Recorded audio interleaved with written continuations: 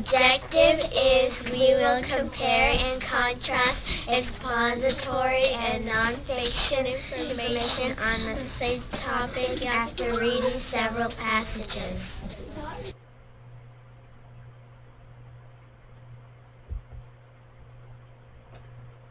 And these are some of our language objectives, as you can see.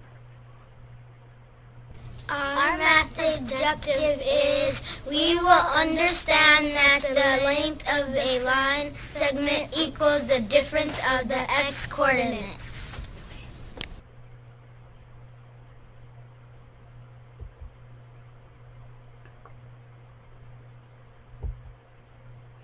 Okay, and for our language arts assessment, we used Study Island and created a nice compare and contrast test with 10 questions.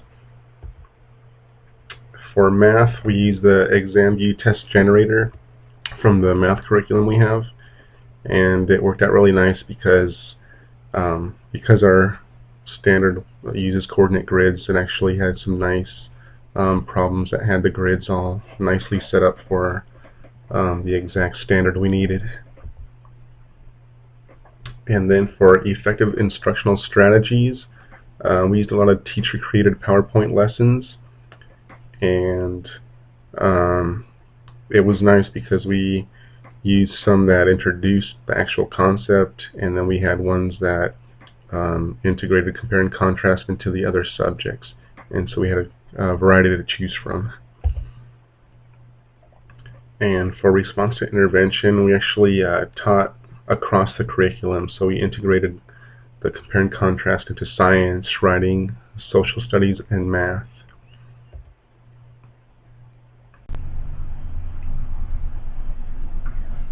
Students increase their comprehension by watching videos of eruptions on Google of Mount St. Helens, Mount Kilauea in Hawaii, and Mount Etna in Sicily. Then they use the information to compose sentences with the compare and contrast word banks.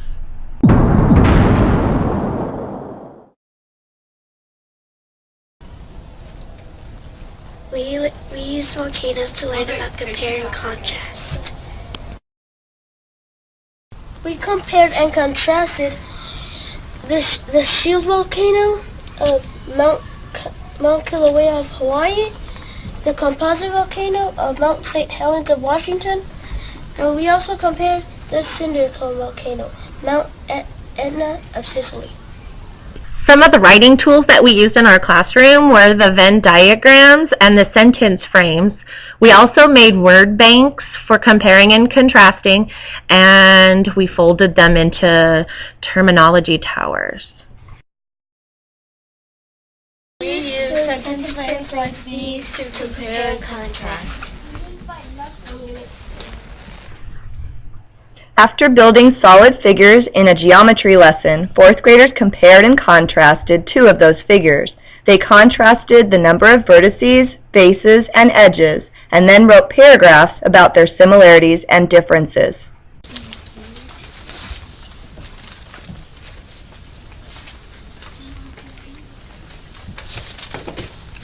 All right, Sophia, so what are you comparing and contrasting?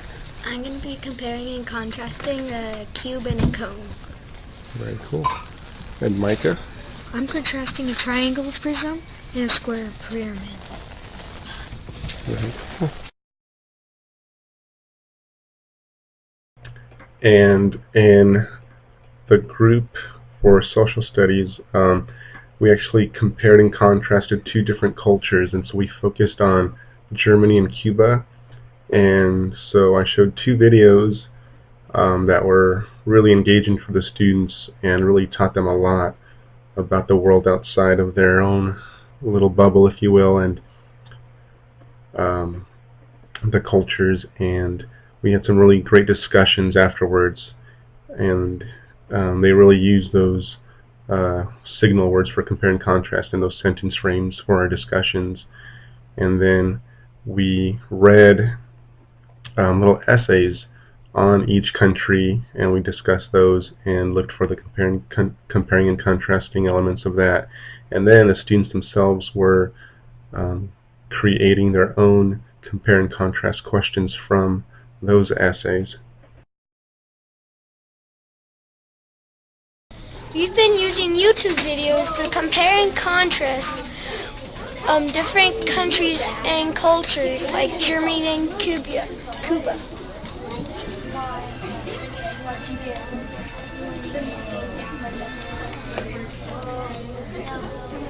And next is Cuba.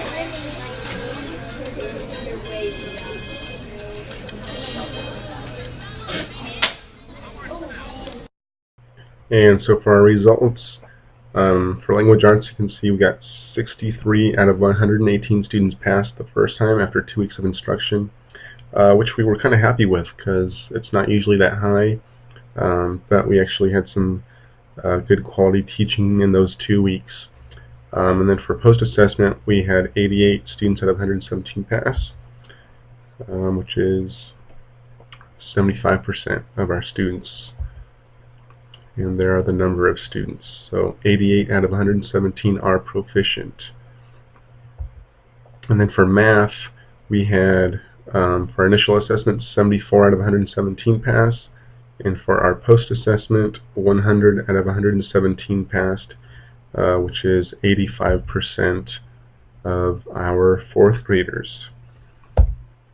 And there are the number of students. So as you can see, there's 100 out of 117 passing, with 26 students growing from our initial assessment there. And for reflections, I think we did a better job with deconstructing the standard. It seems like the last few cycles we were kind of experimenting a lot and going in over our heads, and so this time around we kept it simple. And then also time was probably the biggest factor. We were given more time to focus on our key standards, research them, and then spend time connecting them with other standards, and then also working with Martha Reyes and her doing a lot of the footwork for us and the tedious stuff that normally we don't have time for. And then so we actually spent more time teaching the concept and building on it, not wasting so much time on the curriculum that is lacking in those key standards. And then also the constant repetition and integrating it into other subjects really helps. And then we used a variety of teaching methods to reach all learners, as you saw in the videos. And then that left us with more time with small group instruction, because there were so many students that were getting it and they could work independently. That gave us more time with those students that needed the extra help. And for next steps, we're going to teach those big standards, teach them well and constantly, make connections throughout the year and build on acquired knowledge, build and organize those educational resources, and stay focused.